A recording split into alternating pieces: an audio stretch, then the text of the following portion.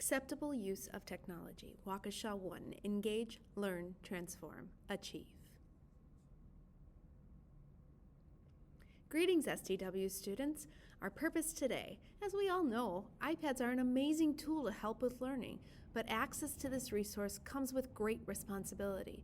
Today we will discuss what is and isn't acceptable use of iPads in class, and why it is important that we always do our best to use technology in the most appropriate ways. It starts with you. What is acceptable use? Acceptable use policies are rules put in place to help us use our technology in the best ways to help us learn. It is a way for us to set expectations around uses of technology to ensure that we are safe, appropriate, and productive. It helps us to use our technology in positive ways. Hello, and welcome to this quick video on acceptable use of iPads in the classroom for students. Today we will be discussing some guidelines for using iPads in a way that is appropriate and respectful of the learning environment. First and foremost, it is important to remember that iPads are a tool for learning, not a toy. You should use your iPad only for educational purposes during class time. Let's review a few general tech expectations here in the School District of Waukesha. First, the iPad is the property of the school district. Second, remember that the iPad is a tool for learning. Bring it to class every day. Third, always use your iPad in ways that are appropriate, following the direction of your teachers. Fourth, only use your district-provided accounts and your assigned iPad. And 5, leave Bluetooth enabled and the device settings unchanged. Examples of unacceptable use. Gaming, watching videos on sites like YouTube, and browsing for inappropriate content during class time is not allowed. This behavior distracts both you and your classmates, and it is not acceptable in a learning environment. Similarly, using the camera to take and distribute inappropriate images of yourself and others is not allowed because it can be harmful to you and your classmates. Examples of acceptable use. While there are certain things we shouldn't do with our iPads during class, there are many positive ways we can use our iPads to enhance our learning. Some examples of acceptable use of the iPad in the classroom include reading, sketching and brainstorming, and note-taking. Many students find it helpful doing these tasks on the iPad because it allows them to organize their thoughts easily and access their learning later. Another acceptable use of your iPad is accessing educational apps during class.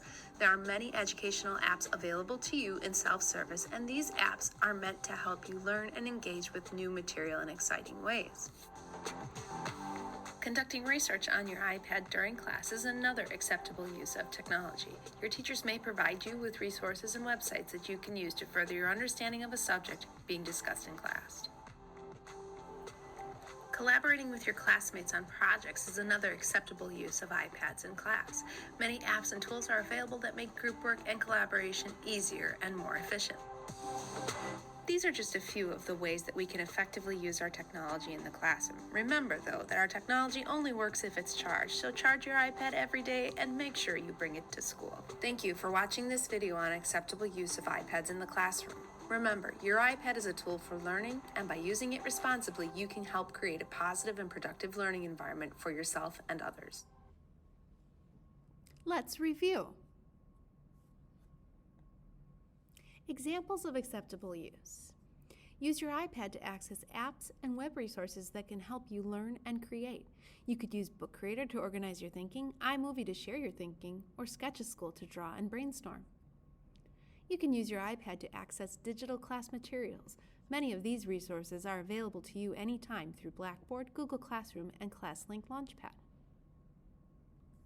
Use your iPad to work with classmates on Google Documents or presentations. And finally, use your iPad to do research. iPads and access to the internet make it so much easier to find the information you need. Use library databases on your library website, in addition to Google and Safari. Non-examples of acceptable use. iPads are fun, but their purpose is to aid in learning and creation. Playing games and watching videos during class is not acceptable. Do not access inappropriate websites or images on the iPad. And do not use the iPad to disrupt class or to distract your classmates from learning. Avoid playing loud music or YouTube videos, taking pictures of others without permission, and airdropping onto others' iPads. And cheating is not acceptable. Using the iPad to cheat on an assignment or a test is never okay.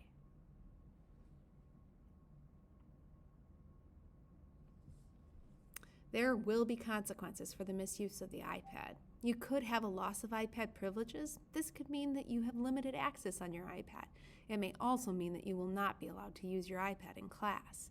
Depending on the severity of your misuse, you may face varying levels of consequences from your teacher and your principal.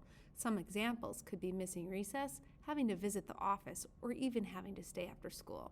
Remember, iPads are a privilege, not a right. If you misuse your iPad, you will face consequences. Please use your iPad responsibly and follow SDW expectations.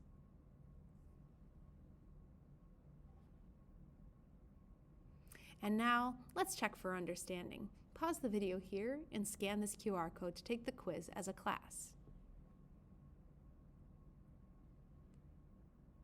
Now, it's time for our class activity. Discuss acceptable use with your class. As a learning community, brainstorm a list of what you all expect in your classroom environment with respect to iPad usage. Lastly, create an acceptable use anchor chart. Display these expectations in your classroom.